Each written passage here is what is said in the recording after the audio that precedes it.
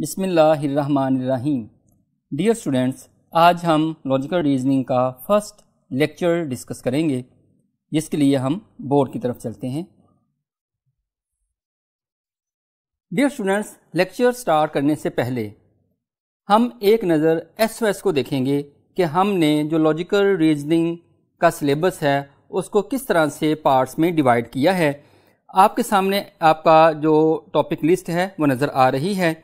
जो सबसे पहला टॉपिक है that is the classification of numbers, basic algebraic rules, fractions, HCF, LCM. Number 2 पे है logical problems. Number 3 rate, proportions, mean, percentage. Number 4 है cause and effect. Number 5 is angles, triangles, geometrical shapes and mensuration. Number 6 is cause of action. Number 7 is ranking, counting, probability, days counting. Number 8 is logical deductions. Number 9 is number sequence plus odd numbers plus number diagrams. Number 10 is logical deduction. Number 11 is alphabetic series, coding, decoding, coded relations. Number 12 is critical reasoning. Number 13 is figure identification, symbol series. Number 14 critical reasoning. Number 15 age problems, blood relations. Number 16 syllogism. Number 17 quantitative comparison, data sufficiency. And number 18 is analogy.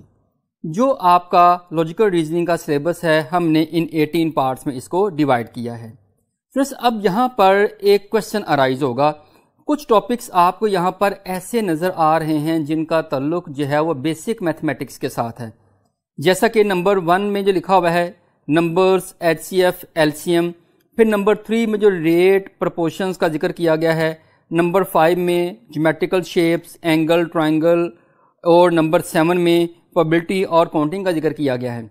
आज हम सबसे पहले इस question का हम answer लेंगे कि यहाँ पर कुछ टॉपिक्स जिनका ताल्लुक बेसिक मैथमेटिक्स के साथ है वो आपको क्यों यहाँ पर पढ़ाए जा रहे हैं।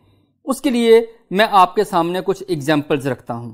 स्टूडेंट्स, सबसे पहले आपके सामने एक क्वेश्चन है, जरा इस क्वेश्चन के ऊपर गौर कीजिएगा। क्वेश्चन में कहा जा रहा है कि सम ऑफ 2 नेचुरल नंबर्स इज। यहाँ पर 3 स्टेटमेंट्स गिवन है। Number 1 is even, number 2 odd, number 3 prime. और उसके बाद ABCD ऑप्शन में बताना है कि इनमें से कौन सी स्टेटमेंट्स है ना वो ट्रू हैं।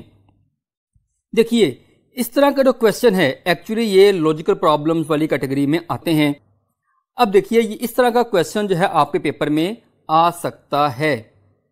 अब जिस बच्चे को यही नहीं पता होगा कि इवन नंबर्स कौन से होते हैं, ऑड नंबर्स कौन से होते हैं और प्राइम नंबर्स कौन से होते हैं, वो इस तरह के क्वेश्चन का आंसर जो है ना वो नहीं दे सकेगा।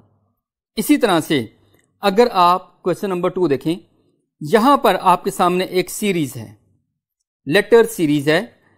पहला लेटर B है, उसके बाद C, उसके बाद E, उसके बाद नेक्स्ट हमारे पास जो है ना वो G है। आपने बताना है कि इसका नेक्स्ट लेटर जो है वो क्या आएगा। अब अगर आप जो आपके अल्फाबेट्स हैं उनके लिहाज से इनके नंबर्स को ऑब्जर्व करें तो जो B आपका है वो 2nd पोजीशन पर होता है, जो C है वो 3rd पोजीशन पर होता है, जो E है वो 5th पोजीशन पर होता है और जो G है ये 7th पोजीशन पर होता है। अब अगर आपने इसका नेक्स्ट लेटर बताना है तो अगर आपको प्राइम नंबर्स का नहीं पता होगा कि ये इन एक्चुअल ये तो सीरीज ऑफ प्राइम नंबर्स बन रही है, जैसे 2, 3, 5, 7 ये प्राइम नंबर्स हैं। अगर आपको ये नहीं पता होगा कि 7 के बाद नेक्स्ट प्राइम नंबर 11 होता है तो आप इस क्वेश्चन का आंसर नहीं दे सकेंगे। इसी तरह से अगर आप नेक्स्ट क्वेश्चन देखें तो जो आपका लॉजिकल रीजनिंग का नॉन वर्बल पार्ट होता है जिनमें आपने शेप्स को देखते हुए आंसर्स देने होते हैं। अब यहाँ पर आपके सामने एक डायग्राम बनी हुई है, इसके कुछ पार्ट्स किए गए हैं, उनमें से कुछ पार्ट्स को शेड किया गया है और आपसे ये पूछा गया है कि कितना पार्ट इसका शेडेड है। अब देखिए, ये आप कैसे बताएंगे। टोटल अगर आप पार्ट्स देखें तो इसके जो है ना वो 8 पार्ट्स हैं। कितने पार्ट्स को शेड किया गया है? 3 पार्ट्स को शेड किया गया है। अब अगर आपको फ्रैक्शन का कॉन्सेप्ट नहीं है तो आप ये नहीं बता सकेंगे कि इसका 3/8 पार्ट जो है वो उसको शेड किया गया है। तो students, there are many reasons जिसके लिए हम आपको बेसिक मैथमेटिक्स पढ़ा रहे हैं, बिकॉज पर्टिकुलरली लॉजिकल रीजनिंग जो है उसके बहुत सारे क्वेश्चंस ऐसे हैं जिनमें बेसिक मैथमेटिक्स का जो कॉन्सेप्ट है वो यूज होता है। लॉजिकल रीजनिंग में डायरेक्टली बेसिक मैथमेटिक्स का क्वेश्चन भी आ सकता है, या फिर ऐसे क्वेश्चन भी होते हैं जिनमें आपने इसका यूज करना होता है, इसके कॉन्सेप्ट को यूज करना होता है। अब यहां पर मैं एक इंग्लिश के क्वेश्चन के साथ इसको कंपेयर कर रहा हूं। जरा देखिए क्वेश्चन यहां पर क्या है। ऊपर स्टेटमेंट में लिखा गया है बी हाइव, अल्फा ऑप्शन में लिखा गया है हॉर्स कैरेज, बीटा ऑप्शन में लिखा गया है राइडर बाइसाइकिल, चार्ली ऑप्शन में लिखा गया है शीप फ्लॉक, डेल्टा ऑप्शन में लिखा गया है कौ बर्न। आपने यहां पर क्या करना है, दोनों वर्ड्स के दरमियान जो रिलेशनशिप है आपने उसको देखना है कि किस तरह का रिलेशनशिप है। अगर इसके सामने लिखा हुआ आप प्योरली मैथमेटिकल क्वेश्चन देखें तो इसमें लिखा गया है if 18 is to 12 then 27 is 2। तो देखिए जो पहले वाला क्वेश्चन है आपका एनालॉजी का क्वेश्चन है, तो एनालॉजी से रिलेटेड क्वेश्चन जिसमें आपने रिलेशनशिप के बारे में ढूंढना होता है, वो क्वेश्चन जो है वो मैथमेटिक्स में भी बनाया जा सकता है। तो अगर आप इंग्लिश वाले क्वेश्चन का आंसर देना चाहते हैं, इसमें आपको दो चीज़ों का पता होना चाहिए। पहले तो जितने भी वर्ड्स हैं आपको उन वर्ड्स के मीनिंग्स का पता होना चाहिए, उसके बाद ही आप उनका आपस में रिलेशनशिप डिफाइन कर सकेंगे ना। तो बिल्कुल यही बात मैथ वाले क्वेश्चन में है कि जब तक आप नंबर्स के बारे में नहीं जानेंगे आप उनके दरमियान रिलेशनशिप को डिफाइन नहीं कर सकेंगे। जैसा कि अगर आप इसके नीचे लिखे हुए सोल्यूशन में देखें तो यहाँ पर लिखा गया है कि 2/3 × 18 12 के इक्वल होता है। इसका मीनिंग ये हुआ कि 18 का 12 के साथ क्या रिलेशनशिप है, वो 2/3 से मल्टीप्लाई किया जा रहा है। तो अगर आपने बताना है कि 27 का यही रिलेशनशिप कौन से नंबर के साथ होगा, तो आपको क्या करना पड़ेगा, 27 को 2/3 से मल्टीप्लाई करना पड़ेगा। अब अगर आपको एक नंबर और फ्रैक्शन को मल्टीप्लाई नहीं करना आता होगा तो देन आप इस तरह के क्वेश्चन का आंसर नहीं दे सकेंगे। तो बहुत सारी एग्जाम्पल्स मैंने आपके सामने रखी हैं, इस तरह की ढेरों एग्जाम्पल्स और हो सकती हैं जहां से ये जस्टिफाई किया जा सकता है कि लॉजिकल रीजनिंग पढ़ने के लिए हमें बेसिक मैथमेटिक्स का पढ़ना ज़रूरी है। लेकिन यहाँ पर सिर्फ बेसिक मैथमेटिक्स के जो बेसिक रूल्स हैं हमने वो पढ़ने हैं, हमने कोई हार्ड एंड फास्ट इसके रूल्स नहीं पढ़ने हैं। हमने सिर्फ उस तरह के क्वेश्चंस देखने हैं जिनको हम लॉजिकली हैंडल कर पाते हैं। तो आइए अब हम फर्स्ट लेक्चर का स्टार्ट करते हैं। तो स्टूडेंट्स देखिए ज़रा, जो हमारा फर्स्ट लेक्चर है इसमें हम किन किन टॉपिक्स को डिस्कस करेंगे। हम नंबर्स क्लासिफिकेशन को डिस्कस करेंगे कि जो बेसिक नंबर्स होते हैं आप उनको किन किन कैटेगरीज में डिवाइड कर सकते हैं। कुछ स्पेशल टाइप के जो ऑपरेशंस होते हैं जिनके क्वेश्चन लॉजिकल रीजनिंग में आ सकते हैं, हम उन ऑपरेशंस को डिस्कस करेंगे। बेसिक अलजेब्रिक रूल्स जो कि आपने मैट्रिक तक बहुत अच्छी तरह से पढ़े होते हैं, उनमें से कुछ बेसिक जो हैं वो हम यहाँ पर डिस्कस करेंगे। Introduction to fractions, fractions are very much important, हम यहाँ पर इनका इंट्रोडक्शन करेंगे। सारे के सारे टॉपिक्स वही हैं जो आपने 5, 6, 7, 8 क्लास में पढ़े होते हैं, लेकिन इस वक्त तक वो आपके माइंड से स्किप हो चुके होते हैं, इसलिए इन चीज़ों को रिवाइज करना लाजमी है। सबसे पहले जिन नंबर्स का हमारे लिए जानना ज़रूरी है वो नंबर्स कौन से हैं। देखिए पहली बात यह कि नंबर्स को आप एक रियल लाइन के ऊपर ड्रॉ कर सकते हैं। नंबर्स के दरमियान आप 0 लिखते हैं, 0 से राइट साइड पे नंबर्स पॉजिटिव होते हैं, लेफ्ट साइड पे नंबर्स कैसे होते हैं, वो नेगेटिव होते हैं। ये जो नंबर्स हैं 1, 2, 3, 4 अप टू 7, इसको आप क्या बोलते हैं कि ये पॉजिटिव इंटीजर्स हैं या फिर ये कौन से हैं, ये नेचुरल नंबर्स हैं। जो ये वाले नंबर्स हैं -1, -2, -3, इन नंबर्स को आप क्या बोलते हैं, नेगेटिव इंटीजर्स। अगर 0 को पॉजिटिव इंटीजर्स के अंदर इंक्लूड कर लिया जाए 0, 1, 2, 3 अप टू 7, तो देन ये नंबर्स कौन से नंबर्स कहलाते हैं, देन ये होल नंबर्स कहलाते हैं। होल नंबर्स और नेगेटिव इंटीजर्स सबको कंबाइन कर लिया जाए तो ये हमारे पास कौन से नंबर्स बन जाते हैं, ये इंटीजर्स बन जाते हैं। उसके बाद अगर 0 को नेगेटिव नंबर्स में इंक्लूड कर लिया जाए तो फिर ये नंबर्स क्या कहलाते हैं, ये कहलाते हैं नॉन पॉजिटिव इंटीजर्स।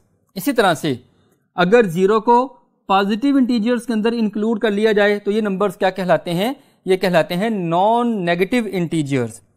वो नंबर्स जो 2 से डिविजिबल होते हैं वो क्या कहलाते हैं? Even numbers, 0 2 4 6 up to so on. और नंबर्स कौन से होते हैं जो 2 से डिवाइड नहीं हो सकते? वो नंबर्स कौन से होते हैं? 1 3 5 7 up to so on. Prime numbers very much important, ऐसे नंबर्स जो अपने अलावा किसी पे डिवाइड नहीं होते। इसी की जो पर्टिकुलर मैथमेटिकल डेफिनेशन है वो तो हम यहाँ पे डिस्कस नहीं करेंगे, बस हमने बेसिक सा कॉन्सेप्ट इसका याद रखना है, जो किसी पे भी डिवाइड नहीं होते हैं अपने अलावा। वो नंबर्स कौन से हैं? 2 3 5 7 11 अप टू सो ऑन। 1 इसके अंदर इंक्लूड नहीं होता है। उसके बाद जो कंपोजिट नंबर्स हैं वो कौन से होते हैं? जो प्राइम का उलट होते हैं। और वो नंबर्स कौन से हैं? 4 6 8 9 10 अप टू सो ऑन, जिनके मोर देन 1 डिवाइजर होते हैं। जैसा कि अगर आप 2 के डिवाइजर्स की बात करें तो 2 को कौन कौन से नंबर्स डिवाइड कर सकते हैं? एक 1 और एक 2, यानी कि हम यूं भी कह सकते हैं कि प्राइम नंबर के 2 डिवाइजर होते हैं। 3 के कितने डिवाइजर होते हैं? 1 और 3। 5 के कितने डिवाइजर होते हैं? 1 और 5, 2 डिवाइजर, यानी कि हर जो प्राइम नंबर होगा उसके 2 डिवाइजर्स होंगे। जो कंपोजिट नंबर होते हैं उनके डिवाइजर 2 से ज्यादा होते हैं। जैसा कि 4 है, इसके डिवाइजर कौन कौन से हैं? 1 2 और 4। 6 के डिवाइजर कौन कौन से हैं? 1 2 3 और 6। यानी कि कंपोजिट नंबर वो नंबर्स होते हैं जिनके डिवाइजर्स 2 से ज्यादा होते हैं। अब जो 1 होता है वो ना तो प्राइम नंबर्स में आएगा और ना ही कंपोजिट नंबर्स में आएगा। नेक्स्ट हम बात करते हैं जी, बहुत ही इंपॉर्टेंट फैक्ट्स हैं। इवन और इवन नंबर को जब ऐड करते हैं, या इवन और इवन को जब आप मल्टीप्लाई करते हैं, या फिर 2 ऑड नंबर्स को ऐड करते हैं, या फिर एक इवन और ऑड नंबर को मल्टीप्लाई करते हैं, हर केस में हमारा आंसर कैसा आता है? इवन नंबर आता है। आप नंबर्स को लेके इन रिजल्ट्स को वेरीफाई कर सकते हैं। अगर ऑड और ऑड को मल्टीप्लाई करें तो देन रिजल्ट हमारे पास क्या आता है? वो हमेशा एक ऑड नंबर आता है। इन फैक्ट से रिलेटेड ये हमारे पास एक बहुत ही जबरदस्त किस्म का क्वेश्चन है। ये आपने लॉजिकली सॉल्व करना है। जरा देखिएगा, क्वेश्चन आपके पास है, if P and Q are odd then P square minus Q square is. अगर इस तरह का क्वेश्चन आपके पास आता है तो आप इसको कैसे हैंडल करना है? आपने जो गिवन कंडीशन है उसके अकॉर्डिंगली नंबर्स को सपोज कर लेना है कि P और Q ऑड हैं। आप ऐसा करें, कोई से भी ऑड नंबर्स लेके यहां पर उनको सब्स्टिट्यूट करें और देखें कि आपके पास रिजल्ट कैसा आता है। 5 और 3 2 ऑड नंबर्स हैं, आपने 5 और 3 लिखा, इसको सॉल्व किया, हमारे पास रिजल्ट किसके इक्वल आ गया? 16 के इक्वल, जो कैसा नंबर है? जो एक इवन नंबर है। एवरी टाइम हमारे पास रिजल्ट कैसा आएगा? वो एक इवन नंबर आएगा। तो ये जो मेथड मैंने आपको सिखाया है इस क्वेश्चन में, ये इसका एक लॉजिकल मेथड है। कुछ ऑपरेशंस ऐसे होते हैं जिनका हम लॉजिकल रीजनिंग में बार बार यूज करते रहते हैं। उन ऑपरेशंस की सिर्फ आप बात करेंगे। Unitary operations. यूनिटरी ऑपरेशंस ऐसे ऑपरेशंस होते हैं जो सिंगल नंबर या सिंगल फंक्शन के ऊपर परफॉर्म हो सकते हैं। देखें, प्लस माइनस मल्टीप्लाई डिवाइड, ये जो ऑपरेशंस हैं इनके बारे में तो आपको पता है कि इन सब को परफॉर्म करने के लिए आपको कम से कम 2 वैल्यूज चाहिए। लेकिन यूनिटरी ऑपरेशंस वो होते हैं जो सिंगल के ऊपर परफॉर्म होते हैं। जैसा कि आप किसी नंबर का स्क्वायर कर देते हैं, आप किसी नंबर का स्क्वायर रूट कर देते हैं, या किसी नंबर का मॉडुलस ले लेते हैं। स्क्वायर करने का मीनिंग क्या होता है कि आपने इस नंबर को 2 टाइम्स मल्टीप्लाई करना है।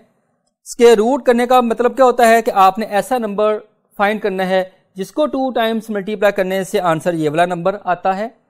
अगर आपने मॉडुलस लेना हो तो पॉजिटिव नंबर का मॉडुलस उसी के इक्वल होता है और नेगेटिव नंबर का मॉडुलस उस नंबर के पॉजिटिव के इक्वल होता है। इनके नेगेटिव 5 का मॉडुलस किसके इक्वल होगा? वो 5 के इक्वल होगा। फर्दर कॉन्सेप्ट सीखने के लिए हम नेक्स्ट बोर्ड की तरफ चलते हैं। स्टूडेंट्स, नेक्स्ट हमारे पास जो टॉपिक आ रहा है that is very much important. यहां पर हम डिस्कस करेंगे कुछ स्पेशल टाइप के ऑपरेशंस को। समटाइम्स लॉजिकल रीजनिंग में ऐसा क्वेश्चन हमारे पास आ जाता है कि जहां पर एक नया ऑपरेशन जो है ना वो डिफाइन कर दिया जाता है जिसके बारे में हमने पहले कभी भी नहीं पढ़ा होता। लेकिन ये ऐसा ऑपरेशन होता है जिसकी डेफिनेशन भी क्वेश्चन के अंदर गिवन होती है। जैसा कि देखिए, एग्जाम्पल के तौर पर ये ऑपरेशन डिफाइन किया गया है जी। जब ये x के ऊपर ऑपरेट होता है तो रिजल्ट हमारे पास क्या आता है? सम ऑफ नंबर्स बिलो इट। उस नंबर से पीछे जितने भी नंबर हैं उन सबका आपने सम करना है। ये सिंबल किस तरह का बना हुआ है हमें इसके साथ कोई कंसर्न नहीं है। हमें सिर्फ कंसर्न होता है इसकी डेफिनेशन के साथ कि इसको डिफाइन कैसे किया गया है। अगर आप इस डेफिनेशन को इसके ऊपर लगाएंगे तो हमारे पास क्या रिजल्ट आएगा, 5 + 4 + 3 + 2 + 1 सबको ऐड कर दें, आंसर किसके इक्वल आ जाएगा, वो 15 के इक्वल आ जाएगा। तो इस तरह से कोई स्पेशल सा ऑपरेशन डिफाइन करके आपसे उसके बारे में क्वेश्चन किया जा सकता है।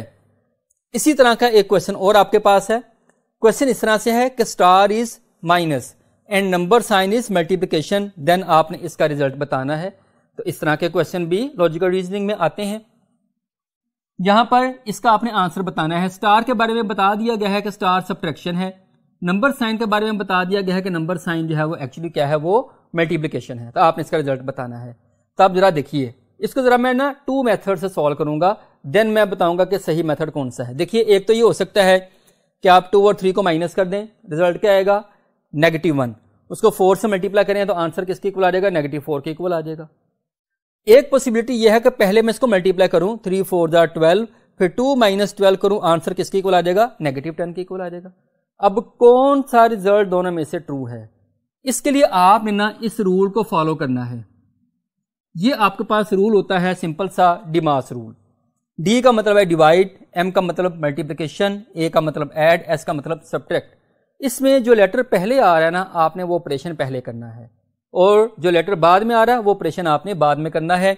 तो देखिए इसमें मल्टीप्लिकेशन पहले है तो पहले मल्टीप्लिकेशन होगी, उसके बाद सब्ट्रैक्शन होगी, यानी कि करेक्ट आंसर क्या है इसका, दैट इज -10।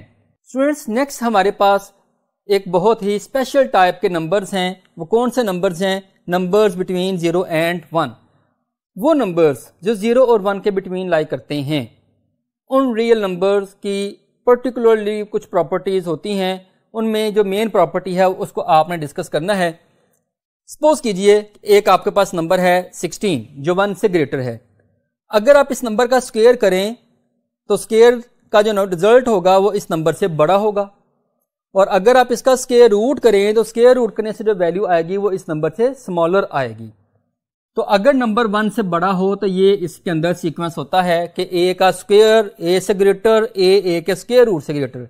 ये आमतौर पर हमें इस बात का पता है। लेकिन अगर कोई नंबर ऐसा आ जाए जिसकी वैल्यू 0 और 1 के बिटवीन है, यानी कि 1 से लेस है, देन यहां पर एक बहुत ही इंटरेस्टिंग बात है कि देन ये बात उलट हो जाती है। अगर आप ये नंबर लेते हैं 1/16, यानी कि इसकी वैल्यू 1 से लेस है, अगर इसका स्क्वायर करेंगे तो आंसर आएगा 1/256, अगर स्क्वायर रूट करेंगे तो आंसर आएगा 1/4। अब ये बात उलट हो चुकी है, जो स्क्वायर रूट करने से जो रिजल्ट आया है वो नंबर से बड़ा आ गया है, और जो स्क्वायर करने से नंबर आया है वो उस नंबर से स्मॉलर हो गया है, क्योंकि हमें मालूम है कि डिनोमिनेटर में वैल्यू जितनी बड़ी होती है ओवरऑल वो नंबर उतना ही स्मॉल होता है। तो इस तरह के नंबर्स के बारे में आपने ये वाली बात जो है ना वो याद रखनी है कि ए स्क्वायर लेस होता है ए से, और ए लेस होता है ए के स्क्वायर रूट से। नेक्स्ट अगेन हमारे पास एक बहुत ही इंपॉर्टेंट नंबर है जिसको आप बोलते हैं पीरियोडिक नंबर्स। स्टूडेंट्स कुछ रियल नंबर्स हमारे पास इस तरह के होते हैं जिनको अगर आप डेसिमल फॉर्म में रिप्रेजेंट करें तो यहां पर क्या बन जाता है, यहां पर एक ब्लॉक बन जाता है डिजिट्स का, जो कि इन्फिनिट टाइम्स रिपीट होता रहता है। ऐसे नंबर्स को आप क्या बोलते हैं, आप ऐसे नंबर्स को पीरियोडिक नंबर्स बोलते हैं। पीरियोडिक नंबर्स से रिलेटेड लॉजिकल रीजनिंग के अंदर जो क्वेश्चन आ सकता है, सबसे इंपॉर्टेंट जो क्वेश्चन है वो कौन सा है कि आपके सामने एक नंबर लिख दिया जाता है, और चूंकि इसने इन्फिनिट तक चलते जाना है, आपसे कोई एक पोजीशन के ऊपर पूछा जाता है कि इस पोजीशन के ऊपर कौन सा डिजिट आएगा। जैसा कि आपके सामने ये क्वेश्चन है, यहां पर जो ब्लॉक बन रहा है 1 2 3 4 5 6, वो 6 डिजिट से एक ब्लॉक बन रहा है, 142857 142857 142857। यहां पर मैं आपको एक और बात बताता चलूं, ये एक्चुअली रिजल्ट है 22/7 का।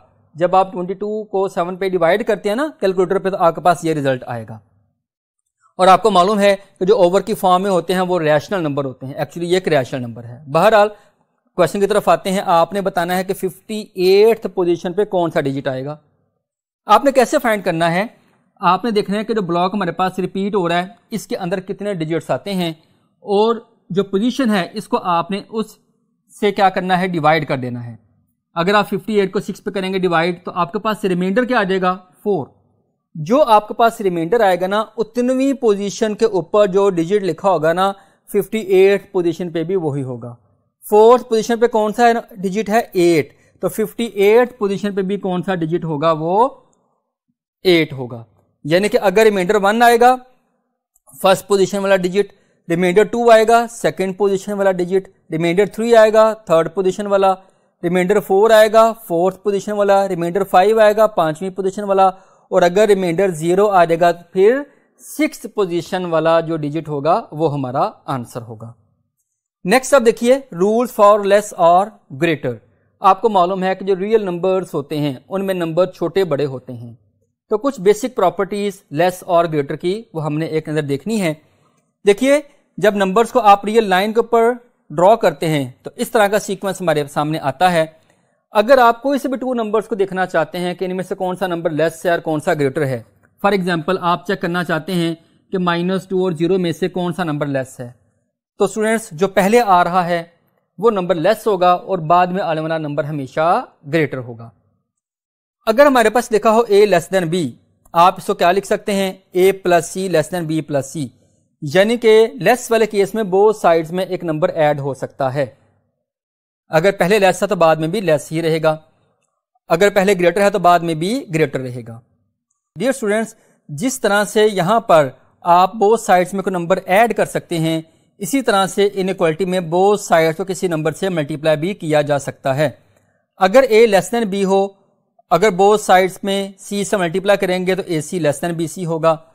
इसी तरह से अगर a ग्रेटर देन b हो, बोथ साइड को c से मल्टीप्लाई करेंगे तो ac is greater than bc होगा।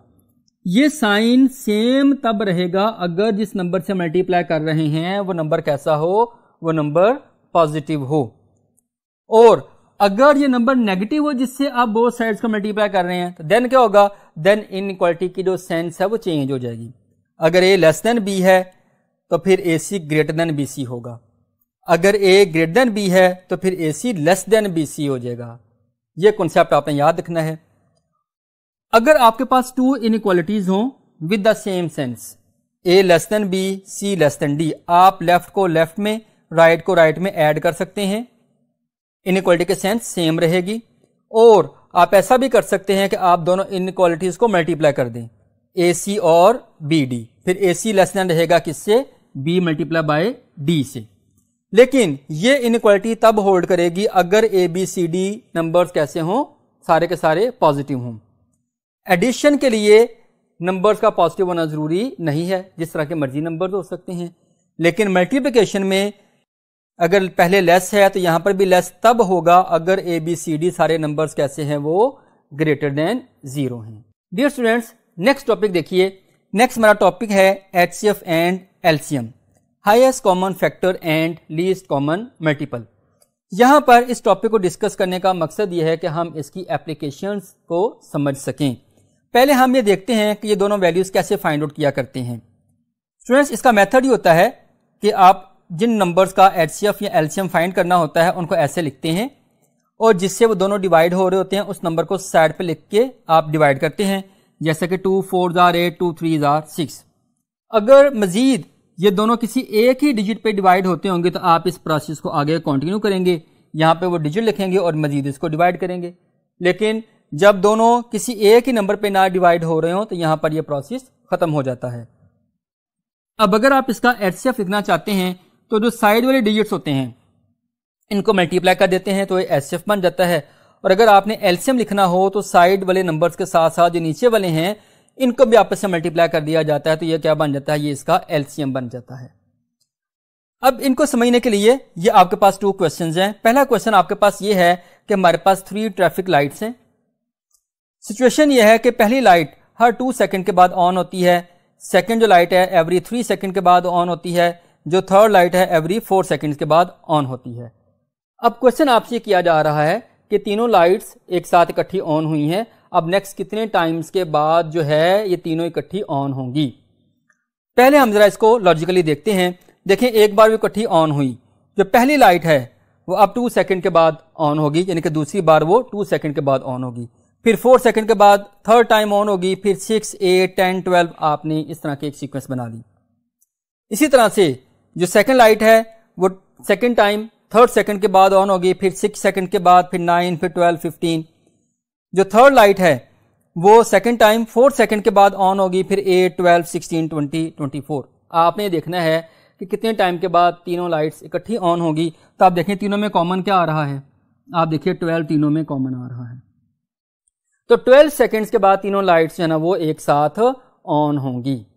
लॉजिकली आपने इसको अंडरस्टैंड कर लिया। अब एक्चुअली ये 12 क्या है, अगर आप 2, 3 और 4 का एलसीएम फाइंड करें तो वो किसके इक्वल आता है, वो 12 के इक्वल आता है। तो इस तरह के क्वेश्चन को आप इस तरह की बजाय सिंपली इस तरीके से अगर आप तीनों का एलसीएम फाइंड कर लें तो बहुत ही कम टाइम में ये क्वेश्चन सॉल्व हो जाएगा। सेकंड क्वेश्चन आपके पास क्या है कि सपोज कीजिए एक मर्चेंट है, उसके पास 2 टाइप्स के ऑयल्स हैं। जो ऑयल ए है वो 120 लीटर है और जो ऑयल बी है वो 180 लीटर है। अब क्वेश्चन आपसे किया जा रहा है कि वो चाहता यह है कि दोनों किस्म के ऑयल्स को टिन के अंदर क्या करे, पैक करे। अब क्वेश्चन ये है कि ग्रेटेस्ट वॉल्यूम ऑफ टिन कितना हो सकता है कि जिसके अंदर वो दोनों को क्या करे, पैक करे, और उस टिन का जो वॉल्यूम है वो कैसा हो, वो इक्वल हो। अब इसके लिए आप क्या करेंगे, आप इन दोनों का ग्रेटेस्ट कॉमन डिवाइजर या हाईएस्ट कॉमन फैक्टर फाइंड करेंगे। दोनों 20 पे डिवाइड होते हैं, इधर 6 इधर 9 आ गया, फिर 3 पे भी होते हैं, तो 20 और 3 को मल्टीप्लाई करें आपके पास क्या देगा, 60। तो greatest volume of the tin कितना हो सकता है, that will be 60 litres. Next topic के लिए हम नेक्स्ट बोर्ड की तरफ चलते हैं। स्टूडेंट्स नेक्स्ट हमारे पास ना कुछ बेसिक रूल्स हैं अलजबरा के। आपने बहुत दफा ये पढ़े होते हैं, सिंपल सिंपल सी बातें हैं, हमने बस इनको एक बार रिवाइज करना है। तो सबसे पहले देखिए, जो अलजब्रिक एक्सप्रेशन होता है वो इस तरह का होता है जिसमें वेरिएबल्स और कांस्टेंट्स आपस में कंबाइन हुए होते हैं। अगर 5x² और y मल्टीप्लाई हो रहे हैं तो ये एक टर्म कहलाती है, और जो बाहर 5 मल्टीप्लाई हो रहा है ये कोफिशिएंट, और जो पावर होती है उसको आप क्या बोलते हैं, उसको आप एक्सपोनेंट बोलते हैं। इनको ऐड या सेपरेट कैसे करते हैं, जो कांस्टेंट होते हैं ये आपस में ऐड हो जाते हैं, और जो साथ में वेरिएबल लिखा होता है वो एज इट इज आ जाता है। इसी तरह से आप इनकी सब्ट्रैक्शन भी करते हैं। For example 9xy² minus 3xy² है तो ये क्या बन जाता है, 6xy²। इनकी मल्टीप्लिकेशन डिवीजन आप कैसे करते हैं, उसमें आप बेसिकली इन रूल्स को यूज करते हैं कि जब वेरिएबल्स मल्टीप्लाई हो रहे होते हैं तो पावर्स ऐड हो जाती हैं, और जब सेम वेरिएबल डिवाइड हो रहा होता है तो उनकी पावर्स क्या हो जाती हैं, माइनस हो जाती हैं। और अगर पावर के ऊपर पावर तो पावर के साथ मल्टीप्लाई हो जाती है। अगर किसी भी चीज की पावर 0 हो उसका आंसर किसके इक्वल होता है, उसका आंसर 1 के इक्वल होता है। एग्जाम्पल यह आपके पास 2x मल्टीप्लाई 3x अगर आप करते हैं तो 2 3 से मल्टीप्लाई होगा और x से मल्टीप्लाई होगा। 2 मल्टीप्लाई 3 6 होगा, x की पावर 1 x की पावर 1 जब मल्टीप्लाई होंगे तो क्या बन जाएगा, x का स्क्वायर बन जाएगा, बिकॉज जब वेरिएबल्स मल्टीप्लाई हो रहे होते हैं तो पावर्स ऐड हो जाती हैं।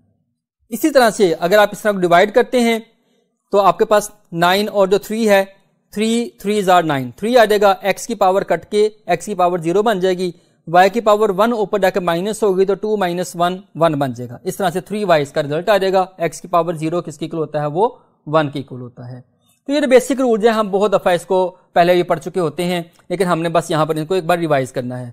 कुछ कॉमन फॉर्मूले हैं जो लॉजिकल रीजनिंग के क्वेश्चंस के अंदर यूज हो सकते हैं। a प्लस बी का स्क्वायर का फॉर्मूला क्या होता है, a² plus 2ab plus b², और अगर माइनस हो तो यहां पर माइनस आ जाता है। a² माइनस b² अगर आपके पास हो तो इसको आप लिख सकते हैं a minus B multiply by a plus B.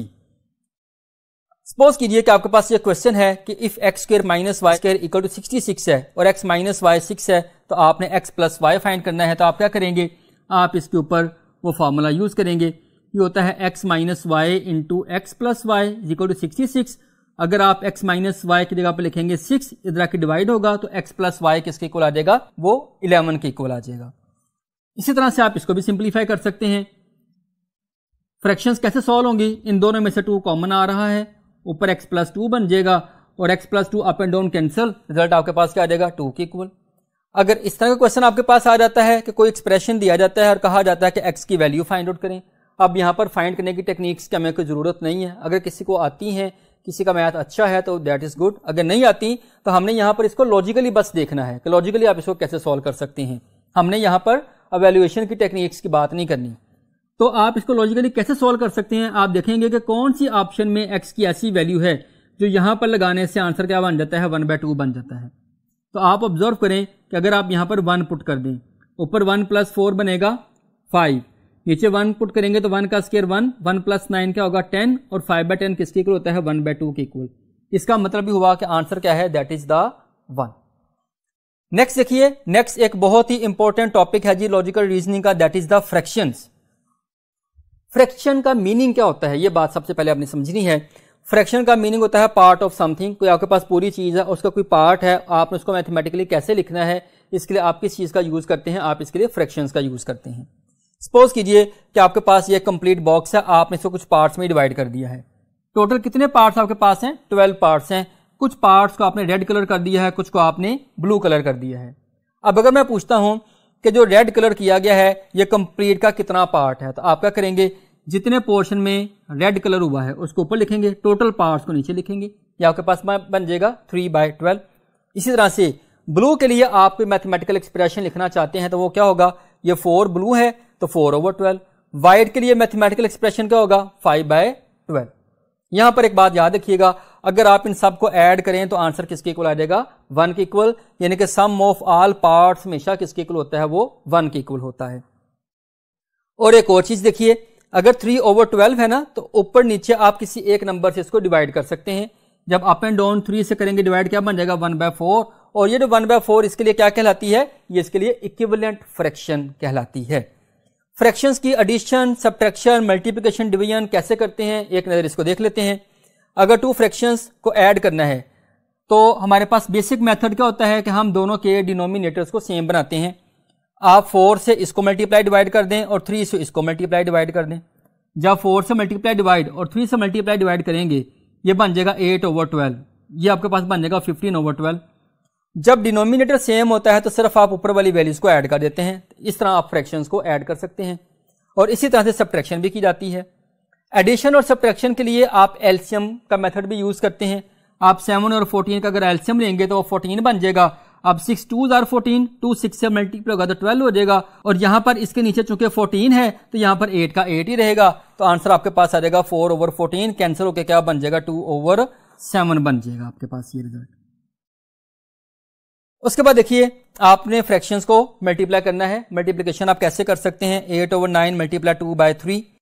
Numerators आपस में मल्टीप्लाई होते हैं और डिनोमिनेटर्स आपस में मल्टीप्लाई हो जाते हैं, रिजल्ट आ जाता है।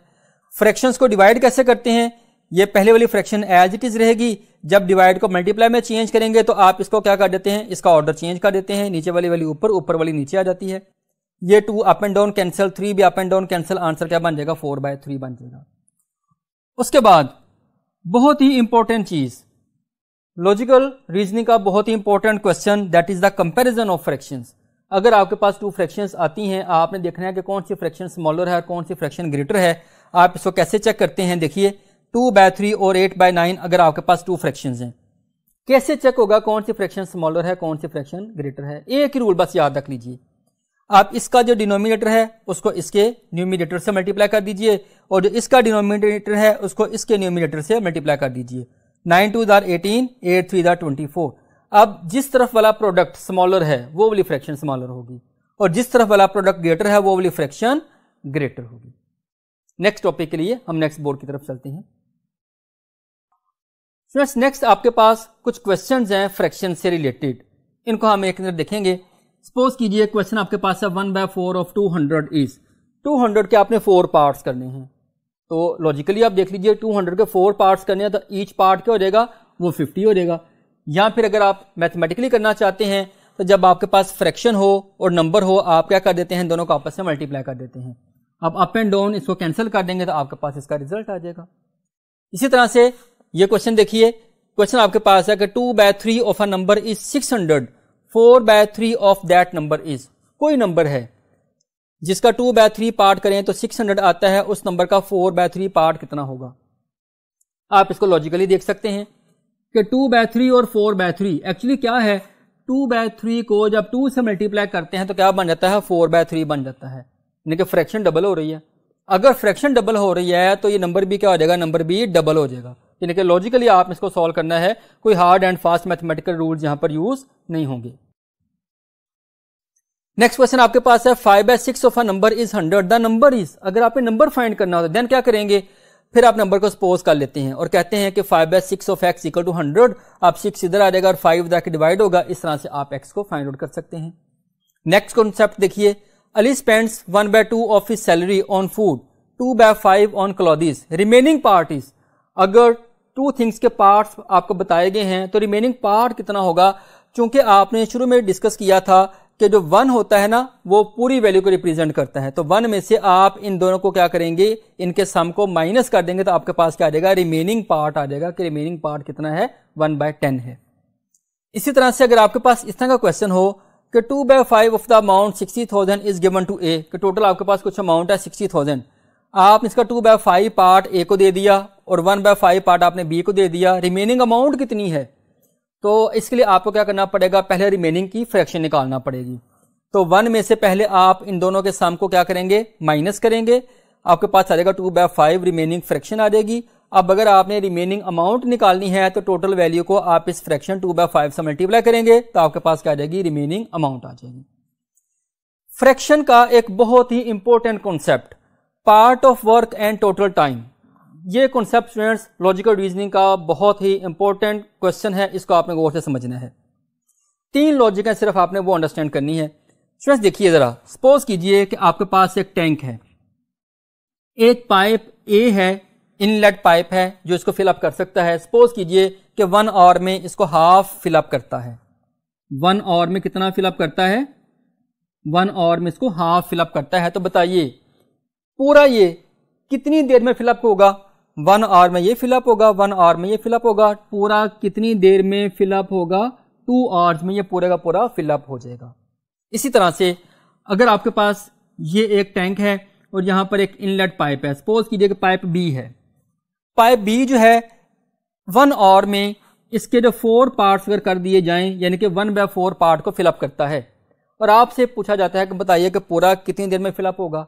देखें 1 आवर में ये फिलअप होगा, 1 आवर में ये, 1 आवर में ये, 1 आवर में ये, तो टोटल टाइम आपको कितना लगेगा, that will be 4 hours, 4 hours में ये फिलअप हो जाएगा। यानी कि दोनों चीजों के दरमियान क्या रिलेशनशिप बन रहा है, जरा गौर कीजिएगा कि अगर 1 आवर में काम का कितना पार्ट हो रहा है वो आपको बता दिया जाए और आपसे पूछा जाए कि वो काम टोटल कितने टाइम में परफॉर्म होगा, तो आप क्या करेंगे, आप इसका रेसिप्रोकल ले लेंगे। 1/2 का रेसिप्रोकल 2, 1/4 का रेसिप्रोकल 4। इसी तरह से अगर आपसे कहा जाता है कि एक काम है जो 10 घंटों में कंप्लीट होता है, तो बताइए 1 घंटे में काम का कितना पार्ट होगा, वो होगा 1/10, आप इसका रेसिप्रोकल कर देंगे। तो ये फ्रैक्शन का एक बहुत ही इंपॉर्टेंट कॉन्सेप्ट है। उसके बाद सेकंड कॉन्सेप्ट की तरफ आए। सपोज कीजिए ये कहा जाता है कि एक जो है हमारे पास जो है ना वो टैंक है, एक पाइप ए इसको कंप्लीट 2 आवर्स में फिलअप कर सकता है, एक दूसरा पाइप है बी इसको कंप्लीट 4 आवर्स में फिलअप कर सकता है। अब क्वेश्चन आपसे ये किया जाता है कि अगर दोनों पाइप्स को एक साथ ऑन कर दिया जाए तो अब टैंक कितनी देर में फिलअप होगा। अब एक बात तो लॉजिकली हम अंडरस्टैंड कर सकते हैं कि ये अकेला अगर 2 आवर्स में फिलअप करता है तो जब बी इसकी हेल्प करेगा तो इसका मतलब है कि टाइम जो है वो 2 आवर्स से कम ही लगेगा। तो समटाइम्स ऐसा होता है कि ऑप्शन ही ऐसी लगी होती हैं कि एक ऑप्शन जो होती है वो सिर्फ वो 2 से लेस होती है, बाकी सारी ऑप्शन 2 से ग्रेटर होती हैं, तो फिर वही हमारा रिजल्ट होगा जो 2 से लेस है। अब अगर आप एग्जैक्ट आंसर निकालना चाहते हैं तो देन आप क्या करेंगे, जरा देखिए, अगर 2 आवर्स में पूरा फिलअप करता है तो 1 आवर में कितना फिलअप होगा, 1/2। अगर दूसरा पाइप 4 आवर्स में पूरा फिलअप करता है तो 1 आवर में कितना फिलअप करेगा, 1/4। अगर दोनों पाइप ऑन कर दिए जाएं तो 1 आवर में कितना पार्ट फिलअप होगा, आप दोनों को क्या कर देंगे, ऐड कर देंगे। अब आप 2 और 4 का अगर आप एलसीएम लें तो आपके पास क्या बनेगा, आपके पास रिजल्ट आ जाएगा 2 + 1 यानी कि 3/4। अब 3/4 आपके पास क्या है, part of the tank filled in 1 hour. तो पूरा टैंक कितनी देर में फिलअप होगा, आप इसका क्या करेंगे, रेसिप्रोकल, आंसर क्या बन जाएगा, आंसर आ जाएगा 4/3 आवर्स। इसी तरह से एक और लॉजिक हमने यहां पे सीखनी है। सपोज कीजिए कि हमें यह कहा जाता है कि एक पाइप उसको क्या करता है 5 आवर्स में फिल कर देता है, और जो दूसरा पाइप है वो भरे हुए टैंक को 10 आवर्स में एम्प्टी कर सकता है, यानी कि वो एक आउटलेट पाइप है। तो अगर दोनों को एक साथ ऑन कर दिया जाए तो हमसे पूछा जाए कि बताइए कि अब ये टैंक कितनी देर में फिलअप होगा, वो आप कैसे करेंगे, जरा देखिए अगर पहला पाइप 5 आवर्स में फिलअप करता है तो 1 आवर में कितना पार्ट फिलअप करेगा, 1/5 पार्ट फिलअप करेगा। अगर दूसरा पाइप 10 आवर्स में उसको एम्प्टी करता है तो 1 आवर में कितना पार्ट एम्प्टी करेगा? 1/10। अब ये 1 आवर में इतना फिलअप करेगा, ये 1 आवर में इतना एम्प्टी करेगा, तो टोटल 1 आवर में कितना फिलअप होगा? आप क्या करेंगे? इन दोनों को माइनस कर देंगे। अब आप इसका लेंगे एलसीएम, आपके पास क्या आ जाएगा रिजल्ट? 2 - 1 = 1/10। अब ये जो 1/10 है ना, ये आपके पास क्या है? Part of the tank filled in 1 hour. अब अगर आप देखना ये चाहते हैं टोटल टाइम कितना होगा, तो आप इसका कर देंगे रेसिप्रोकल 10 आवर्स। 10 आवर्स में वो टैंक फिलअप हो सकता है। स्टूडेंट्स, यही जो कॉन्सेप्ट है आप पर्सन्स के ऊपर भी लेके जा सकते हैं कि अगर एक पर्सन है वो एक काम को 10 डेज में परफॉर्म कर सकता है, दूसरा 15 डेज में परफॉर्म कर सकता है, तो हम ये चाहते हैं कि अगर दोनों मिलकर काम करें तो काम कितने डेज में या आवर्स में परफॉर्म होगा, तो आप ये वाला कॉन्सेप्ट इसके ऊपर यूज कर सकते हैं। स्टूडेंट्स, नेक्स्ट हमारे पास कॉन्सेप्ट है डिविजिबिलिटी टेस्ट। स्टूडेंट्स, समटाइम्स ऐसे होता है कि जब आप अल्फाबेट वाली सीरीज या फिर नंबर सीरीज के ऊपर काम कर रहे होते हैं तो हमें चेक करना पड़ता है कि कोई नंबर किसी नंबर से डिविजिबल है कि नहीं है। उसके लिए हमारे पास क्या होते हैं? डिविजिबिलिटी टेस्ट होते हैं, जिससे रिलेटेड ये क्वेश्चन आपके पास है। The number divisible by 4 is. कौन सा नंबर है जो 4 से डिविजिबल है? एक तो ये मेथड होता है ना, पूरा नंबर डिवाइड करके चेक करें। एक मेथड हमारे पास होता है कि सिर्फ लास्ट 2 डिजिट को चेक कर लें कि अगर जो लास्ट 2 डिजिट जो हैं वो 4 से डिवाइड होते हैं तो वो नंबर 4 से डिविजिबल होगा, अदरवाइज वो 4 से डिविजिबल नहीं होगा। जैसे कि यहाँ पर 12 है, 12 4 से डिविजिबल है, इसका मतलब है कि ये नंबर 4 से डिविजिबल है। इस तरह से जो डिविजिबिलिटी टेस्ट हैं वो आपको पता होने चाहिए, जो आपके सामने हैं। सबसे पहला पॉइंट देखिए, अगर एक नंबर 2 से डिविजिबल है तो उसका लास्ट डिजिट क्या होगा? वो इवन नंबर होगा। अगर एक नंबर 3 से डिविजिबल है देन उसका क्या होगा? उसका जो सम ऑफ डिजिट्स है वो 3 से डिविजिबल होना चाहिए। और 4 से डिविजिबिलिटी का टेस्ट आपने यहां पे देखा। जो नंबर 5 से डिविजिबल है उसका लास्ट डिजिट क्या होना चाहिए? वो 0 या 5 होता है। और जो नंबर 6 से डिविजिबल है वो 2 और 3 दोनों से डिविजिबल होता है। इसी तरह से 7, 8 और 9 के डिविजिबिलिटी टेस्ट आपके सामने मौजूद हैं। आपने इन तमाम डिविजिबिलिटी टेस्ट को याद रखना है। स्टूडेंट्स, इसके साथ ही हमारा आज का लॉजिकल रीजनिंग का लेक्चर कंप्लीट हुआ। Thank you very much. Allah हाफिज़।